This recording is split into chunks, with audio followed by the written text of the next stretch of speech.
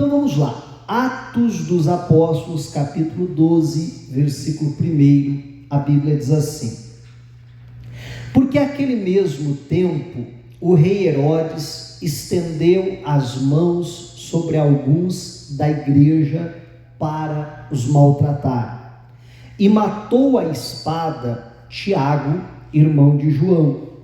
E vendo que isso agradara aos judeus, continuou, mandando prender também a Pedro. E eram os dias dos asmos. E havendo-o prendido, o encerrou na prisão, entregando a 4 quaternos de soldados para que o guardassem, querendo apresentá-lo ao povo depois da Páscoa. Aí o versículo 5 é o nosso versículo, do propósito que nós estamos na quarta-feira. Pedro, pois, era guardado na prisão, mas a igreja fazia contínua oração por ele a Deus. E quando Herodes estava para o fazer comparecer, nesta mesma noite, estava Pedro dormindo entre 2 soldados, ligado com 2 cadeias. E os guardas, diante da porta, guardavam a prisão. Eis que sobreveio o anjo do Senhor, e resplandeceu uma luz na prisão. E tocando a Pedro no lado, o despertou, dizendo: levanta-te depressa. E caíram-lhe das mãos as cadeias. E disse-lhe o anjo: cinge-te e ata as tuas sandálias. E ele o fez assim. Disse-lhe mais: lança as costas a tua capa e segue-me. E saindo, o seguia. E não sabia que era real o que estava sendo feito pelo anjo, mas cuidava que via alguma visão.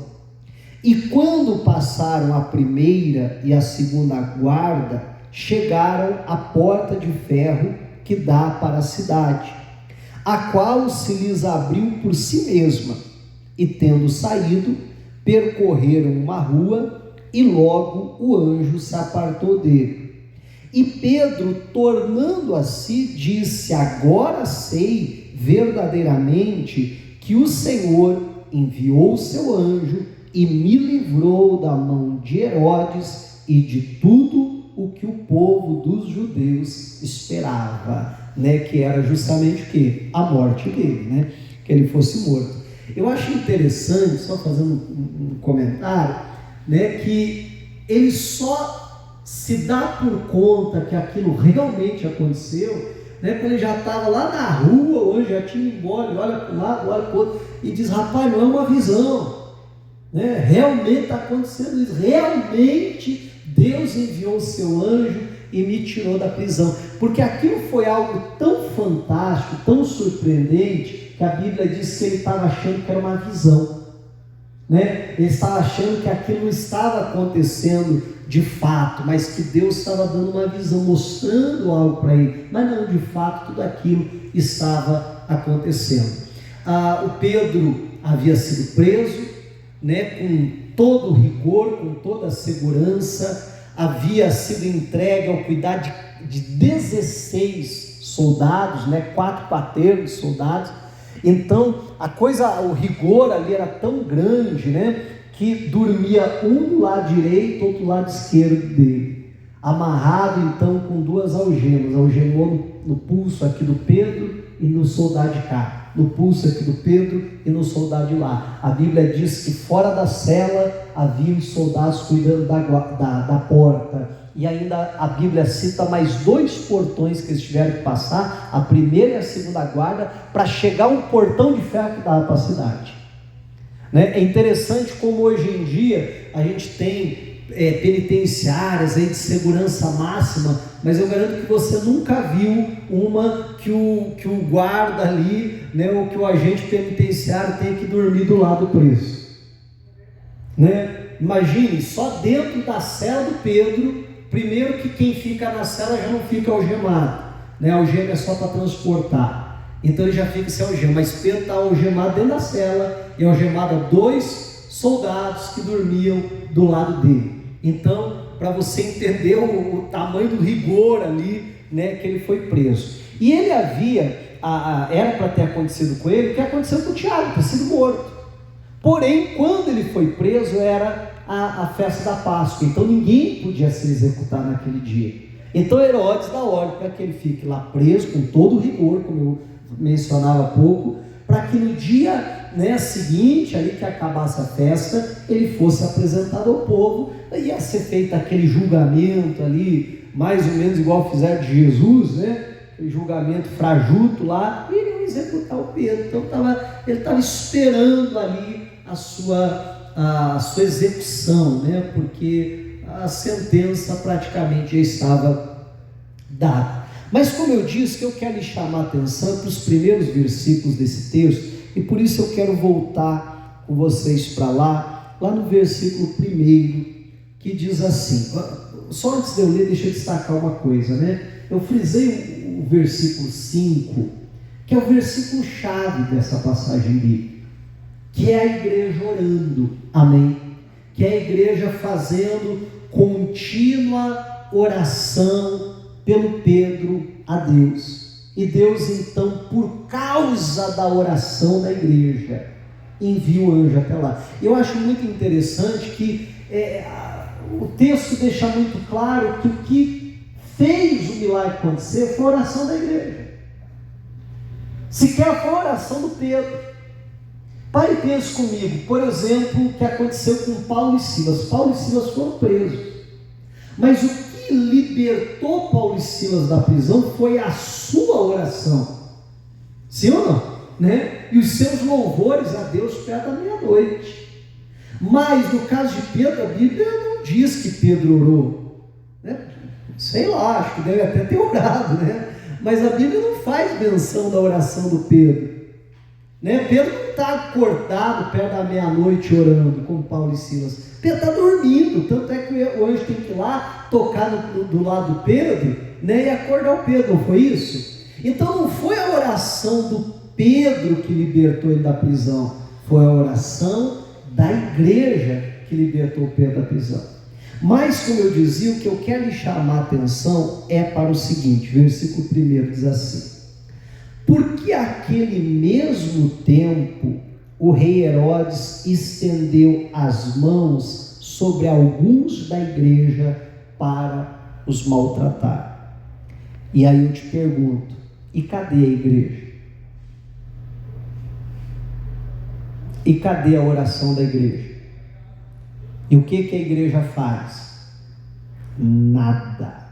A igreja vai orar depois, como nós já vamos ver e já citamos. Mas aqui, o que a igreja faz? A igreja não faz nada. Quem sabe com aquele pensamento assim, não, mas Jesus, né, já falou que nós seremos perseguidos, era para até nos alegrarmos quando fôssemos perseguidos. Não, vamos crer, porque Deus não vai permitir que ninguém morra, Deus não vai permitir que nada aconteça com ninguém. Tá bom, estão uns aí sendo presos, outros estão sendo chicoteados, né, tendo seus bens roubados, mas Deus é com a gente. E não é muitas vezes esse tipo de atitude, e a igreja não faz nada. Aí a coisa continua, olha só: e matou a espada Tiago, irmão de João. E o que a igreja faz? Nada. E isso é muito claro no versículo seguinte, olha só: e vendo que isso agradara aos judeus, o que? Continuou. Olha só, então Herodes começa a maltratar alguns da igreja. E ele está olhando e diz: ué, não aconteceu? Nada, não fizeram nada, não houve nenhum tipo de resistência. Aí ele decide matar o Tiago, um dos apóstolos. E aí o Tiago é morto. Ele continua olhando, esperando, e a Bíblia diz que não aconteceu nada. Aí diz assim: e vendo que isso agradaram os judeus, né? Os judeus ali que faziam parte do judaísmo, né? Ficaram felizes. É isso aí, Herodes, tem que acabar com essa seita, tem que matar esses cristãos. Você está entendendo? E aí, olha só, ele vê que de uma parcela da sociedade, e uma parcela, né, muito grande da sociedade, ele tem o apoio. E aí ele olha para o outro lado de uma parcela da sociedade, que é os cristãos, e ele não vê nada. Aí a Bíblia diz que ele faz o quê? Vou continuar, vou fazer mais, vou continuar agindo assim. E aí o que ele faz? Continuou mandando prender também a Pedro. Aí vem a observação: e eram os dias dos asmos. Olha, meu irmão, a sorte do Pedro, eu vou dizer assim, era que era a festa dos pães asmos. Porque se não fosse isso, provavelmente que ele teria o mesmo destino do Tiago. Você está entendendo?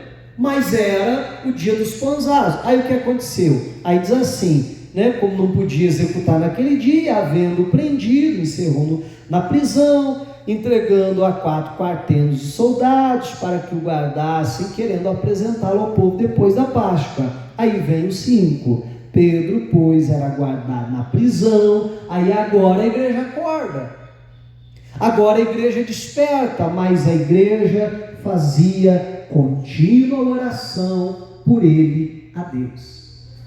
Aí é só nessa hora, depois de muitos serem maltratados, depois do Tiago morrer, depois do Pedro ser preso, a igreja coloca a mão na cabeça e diz: gente, precisamos fazer alguma coisa.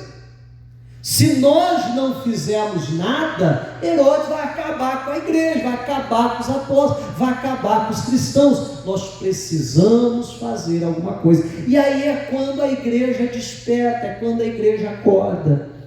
E aí eles dizem: o que nós vamos fazer? Será que nós pegamos em armas, vamos lá tentar abrir a prisão, resgatar o Pedro? Não, vamos usar uma arma mais poderosa que essa. Amém? Vamos fazer o quê? Vamos orar, vamos clamar a Deus. E entenda que, ao meu ver, há toda uma mobilização da igreja. Primeiro porque a Bíblia usa essa expressão, mas a igreja fazia contínua oração, o que me leva a crer numa totalidade da igreja. E eu penso também que houve uma mobilização da igreja, porque eu não acredito que cada um daqueles crentes orava 24 horas. Porque eles precisavam trabalhar, precisavam cuidar da família, precisavam isso, precisavam aquilo. Amém? E outra, ainda que eles largassem tudo que eles estão fazendo, não, vamos só orar. Meu irmão, quem é que aguenta orar 24 horas sem parar? Ou, melhor ainda, qual vai ser a qualidade dessa oração? Né? Meu irmão, chega uma hora que, como o pessoal brinca, que já está chamando Jesus de Genésio, né? Já está abençoando os anjos, daqui a pouco está abençoando até o diabo, eu te abençoo, né, e tal, porque chega uma hora que a pessoa não consegue mais. Eu contava aqui no outro culto, pela manhã, que uma vez a gente fez um propósito de oração, e era, né, cada pessoa orava ali durante um período, e aí eram 2 horas de oração. Aí eu orei as minhas 2 horas, e aí eu fiquei esperando a pessoa que ia me render, né, para orar mais 2 horas. Agora adivinha o que aconteceu? Né? A pessoa não apareceu. E aí eu tive que orar as minhas 2 horas e as 2 horas da pessoa, para não quebrar o propósito, para continuar a oração. Para ajudar, ainda era de madrugada, né? Olha, as 2 primeiras horas foi que uma beleza. Agora as 2 horas seguintes, meu amigo, né, eu estava orando ali para não quebrar o propósito, mas já estava abençoando os anjos, já estava falando em língua até doer o maxilar, e daqui a pouco você está orando, você diz: ih, rapaz, estou repetindo tudo que eu já falei, né?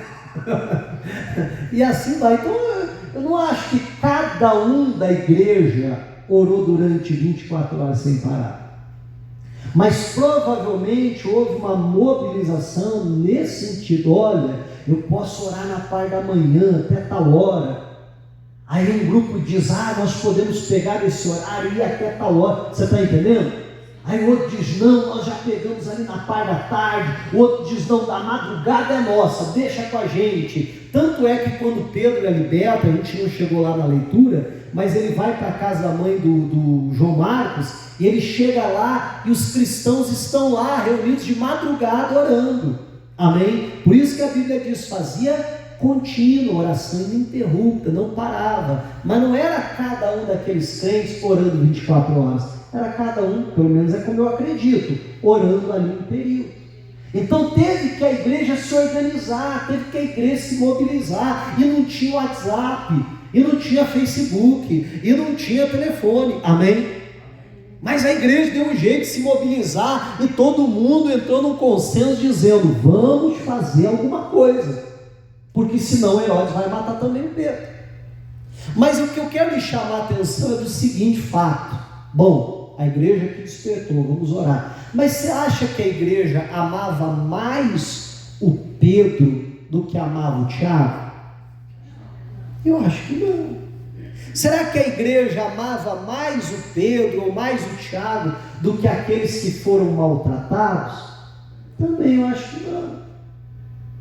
O problema é que a igreja fez o que muitas vezes nós fazemos. Sabe, vamos adiando a coisa, vamos jogando para amanhã, uma palavrinha que eu quero usar hoje, procrastinando. Você sabe o que é isso? Procrastinar? Bom, acabei de falar, né? É você deixar a coisa para amanhã, é você ir adiando, é você ir prolongando as coisas. Quando precisa ser feita, aí você vai jogando mais para frente. Talvez você não conheça a palavra, mas o conceito eu acho que você conhece bem. Sim ou não? Se você for lá em casa, por exemplo, na hora que você for entrar na minha casa, você tem que tomar cuidado para não se perder na grama que tem lá, né? Porque já faz umas 2 semanas, né, que eu estou procrastinando para cortar a grama, né? Aí eu digo, rapaz, essa grama está alta, eu tenho que cortar a grama. Aí eu olho lá para fora, se eu vejo uma nuvem preta, eu digo, mas... Você conhece isso ou não? Ih, rapaz, acho que vai chover, hein? E melhor eu nem começar, que é capaz de... Está de manhã, que é capaz, lá pela noite, eu acho que chover, então é melhor nem começar. Não, mas amanhã eu corto. Aí chega, né, no outro dia, ih, rapaz, meu dia está corrido hoje, tem um monte de coisa para fazer. Não, mas na quinta-feira eu corto, quinta-feira não tem culto, então... Quinta-feira eu corto, chega na quinta-feira, ih, rapaz, está acabando o dia, não deu tempo. Mas semana que vem, faz já umas 2 semanas ou mais, tá lá. Esses dias foi o irmão lá em casa, eu brinquei, só não pisa aí na grama que é capaz de se perder ali, tá? Cuidado aí. Mas, meu irmão, eu estou pegando esse exemplo sem entender o que é procrastinar. Você sabe o que é isso ou não sabe? Sabe. Com certeza você conhece o conceito. Talvez não conhecia a palavra, mas o conceito você conhece. Agora, meu irmão, no que diz respeito à grama, o mais que acontece é daqui a pouco criar uns bichos lá, né? O mais que acontece com exagero e tudo é alguém se perder ali no meio da grama, que está quase virando mato já, né? O mais que acontece é isso, é a frente de casa ficar feia. Agora, e quando nós fazemos isso com assuntos, meu irmão, fundamentais, com assuntos de tamanha importância, quando nós fazemos isso com vidas, aí é que é o problema. Você está entendendo o que eu estou falando? Aí é que é o grande perigo. E me parece que o que a igreja está fazendo é isso que nós muitas vezes fazemos.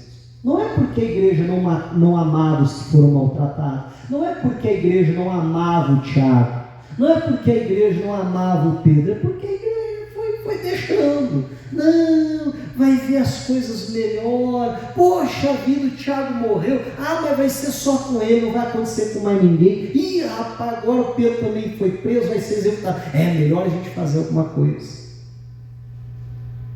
E aí eu gostaria que você guardasse o título da mensagem de hoje, se for preciso se anotar melhor, se não você guarda no seu coração, que é o seguinte título: procrastinação, um convite para a destruição. Você pode repetir comigo? Eu sei que essa palavra é quase um trava-língua, né? Mas vamos lá. Procrastinação, um convite à destruição. Meu irmão, e a procrastinação é justamente isso. É um convite para sermos atacados. É um convite para a destruição. Vamos lembrar? A Bíblia diz assim: e vendo Herodes que isso agradara os judeus, o que ele fez? Continuou. A inércia da igreja, a procrastinação da igreja, foi um convite para a destruição. E isso acontece demais. É a pessoa que está tendo um problema com o filho está tendo uns comportamentos lá estranhos, não quer saber de vir para a igreja e tal. Ah, pastor, o senhor sabe como que é, né? Adolescente, né, pastor? Não, mas é uma fase, pastor, logo passa. Você está entendendo, em nome de Jesus? E aí a pessoa, em vez de tomar uma atitude, bater o joelho no chão, dizer: não, deixa eu orar, deixa eu clamar a Deus, deixa eu mudar a situação. Não é assim mesmo. Aí o casamento está tendo algum problema, uma discussão, uma briga, a coisa já não está legal. Aí a pessoa diz: não, mas veja bem, né? Todo casamento tem assim uns momentos difíceis. É assim mesmo, daqui a pouco melhora, daqui a pouco a coisa muda. E não é assim? Meu irmão, e aí a pessoa vai deixando a coisa para amanhã, e para depois da manhã, e mês que vem. Aí a pessoa, às vezes, até ela se conscientiza, ela diz: não, eu sei que eu preciso orar, não, eu sei que eu preciso pegar firme com Jesus, mas uma hora dessa eu faço isso. Uma hora dessa eu tomo essa atitude. Às vezes a pessoa precisa ter uma conversa séria com o cônjuge. Às vezes a pessoa precisa ter uma conversa séria com o filho, com uma filha, aquela conversa até de confronto. Aí a pessoa diz: não, mas hoje eu não estou com paciência para isso. Não, deixa para a semana que vem a gente conversa. Não, deixa mês que vem. Não, ano que vem. E sabe qual é o grande problema disso, meu irmão? O grande problema disso é que nesse inteirinho, o Tiago pode morrer. Porque tem coisas que são reversíveis. Amém? Mas tem coisas que são irreversíveis. E eu não estou dizendo que Deus não possa fazer um milagre. Amém? Porque para Deus não tem caso perdido, para Deus não tem uma situação que é tarde demais, não existem impossíveis para Deus. Mas eu gostaria de te fazer uma pergunta, só para você entender. Deus ressuscita mortos? Sim. Deus ressuscitou Tiago? Amém? Vou fazer outra pergunta. Deus restaura casamentos? Todo casamento é restaurado? Deus livra um filho das drogas? Todo filho é livre das drogas? Então há situações que são irreversíveis. Entenda a minha colocação. Eu não estou dizendo que Deus não possa fazer. Amém? Deus podia ressuscitar o Tiago, mas não fez. Deus não queria que Pedro morresse, assim como eu acredito que Deus também não queria que o Tiago morresse. Mas por que ele morreu então, pastor? Porque a igreja não fez nada. Você está entendendo, em nome de Jesus? Meu irmão, aí a pessoa vai dizendo, exemplo que eu estava no casamento: não, é uma fase, uma hora melhora, não, e tal, e não sei o quê. Aí daqui a pouco o cônjuge enfia na cabeça que tem que ir embora, que quer o divórcio. Meu irmão, se o seu cônjuge decidir te deixar ir embora, o que você pode fazer? Nada. Não, pastor, eu posso orar. Claro que pode, mas na verdade tem que orar antes, né? Para não chegar nesse ponto. É o ponto que eu estou abordando hoje, né? Mas aí, não, eu vou orar, tudo bem, ora, clama, mas repito, Deus restaura casamento? Restaura. Todo casamento é restaurado? Não. Você está entendendo o que eu estou falando? Se o cônjuge decidir ir embora, meu irmão, o que você vai fazer? Não tem o que você fazer. Tá bom, você vai orar, você vai usar fé, vai repreender a ação do diabo, isso e aquilo, mas você está entendendo que tem situações que são irreversíveis. E agora, Tiago morreu, o que a gente vai fazer? Agora tem que fazer. Aquele que foi maltratado, ele foi chicoteado, a ferida das costas dele vai sarar. Roubaram os bens dele, Deus pode prosperar, dar de volta, ou a pessoa com seu próprio esforço pode conquistar de volta. São coisas reversíveis. Você está entendendo em nome de Jesus? Mas e o Tiago? Então essa que é a questão.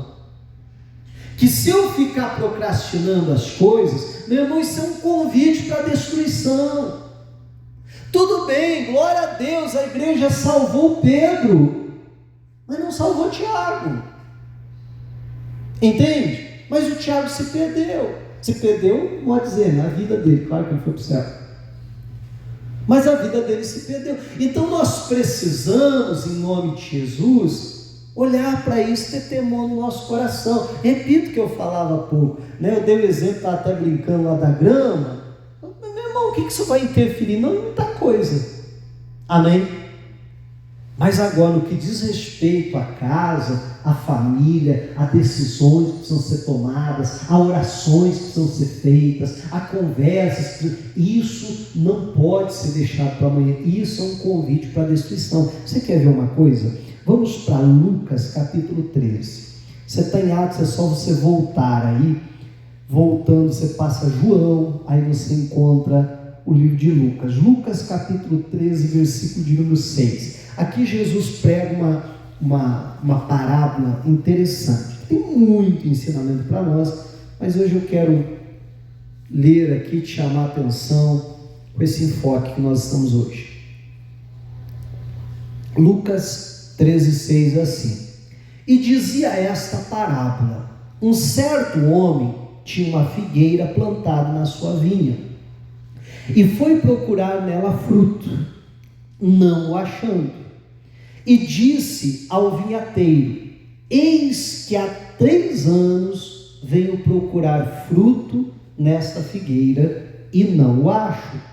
Corta, porque ela ocupa ainda a terra inutilmente?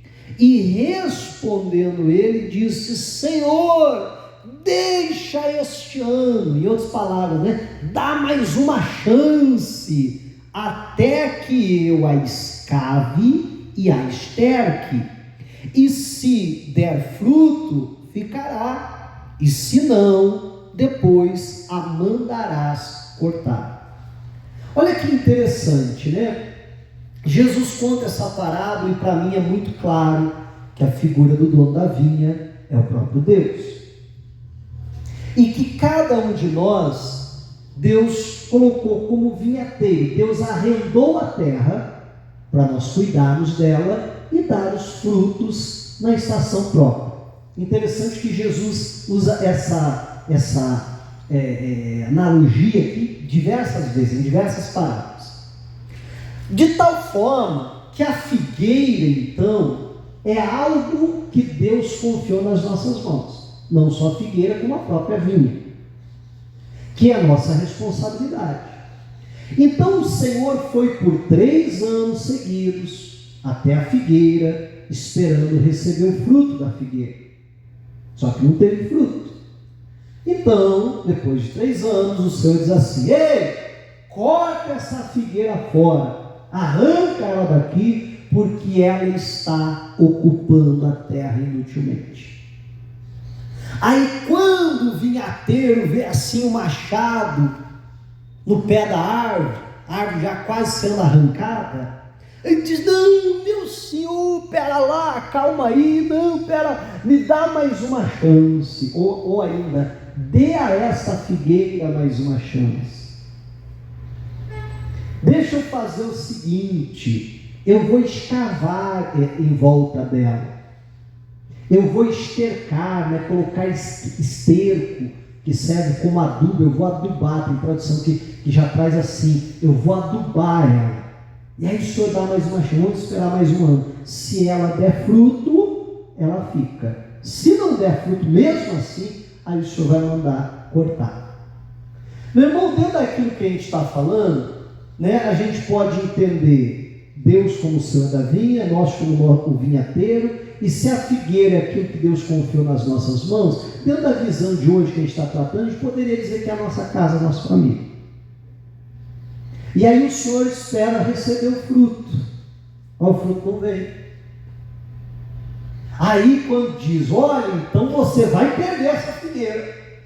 Ele diz, calma lá, não, peraí, eu já sei o que eu vou fazer. Só que sabe o que é engraçado? O vinhateiro não está perguntando para o Senhor, né? Deus, então me ensina o que eu tenho que fazer que eu não sei. Na verdade, ele já sabia o que tinha que ser feito. Ele já sabia que tinha que cavar. Ele já sabia que tinha que cercar, que tinha que adubar. Mas aí eu pergunto para você, que ele ficou esperando 3 anos para fazer isso? Sim ou não? E o que esse vinhateiro está fazendo? Não está fazendo nada, está procrastinando. E procrastinação, o que é? Um convite para a destruição. Você está entendendo o que eu estou falando? É um convite à destruição. Não vamos arrancar, vamos cortar. Mas provavelmente que no primeiro ano, rapaz, não deu fruto. Mas esse ano não deu, vai vendo que vem dar, né? Vamos lá, gente, vamos ser sinceros, não é isso que nós fazemos? Né? Não, vai vendo que vem dar. Rapaz, esse ano também não deu. Bem que eu poderia aqui, né? Escavar em volta aqui, colocar uma adubo, vai ver, está faltando alguma coisa na terra, né? Talvez se eu fizer alguma coisa, a coisa muda. Mas cavar dá trabalho. Colocar esterco é fedorento. Não, vamos esperar um pouquinho mais, uma hora dessa dá fruto. Está entendendo? E aí vai jogando para amanhã, vai jogando para amanhã, vai jogando para amanhã. E aí de vez em quando Deus tem que dar certos sustos na gente. Não sei se você entende. Para a gente acordar, para a gente despertar, né? Para fazer como a igreja, colocar a mão na cabeça. Não, pera lá, vamos fazer alguma coisa, a gente está muito parado. E que em nome de Jesus Cristo, eu e você não venhamos fazer como o vinhateiro fez. Não venhamos fazer como a igreja fez a princípio. A igreja serve como exemplo para nós, depois que o Pedro foi preso. Amém? Aí exemplo de se reunir, de orar, de mudar aquela situação em oração. Mas o grande problema foi o tempo que levou até fazer isso. E pior ainda, as perdas que vieram. Amém? Até que a igreja decidisse fazer aquilo. Que eu e você não venhamos ficar procrastinando, pois isso é um convite para a destruição. E eu tenho certeza que você não quer destruição na sua vida, na sua casa. E eu também não quero. Então que a gente possa se levantar hoje em oração, não ficar esperando Pedro ser preso, não ficar esperando Tiago morrer, não ficar esperando o machado estar lá no pé da árvore, não ficar esperando o cônjuge dizer, eu vou embora, não, pera lá, eu vou mudar, você vai ver só. Não, que a gente possa tomar a atitude que precisa ser tomada. E a grande verdade é isso aqui, que o vinhateiro sabe o que tem que fazer. Eu e você sabemos o que tem que fazer. Amém? O problema é que às vezes não fazemos, vamos empurrando a coisa com a barriga. Mas que hoje essa história possa mudar. Diga a glória a Deus e vamos aplaudir o Senhor Jesus.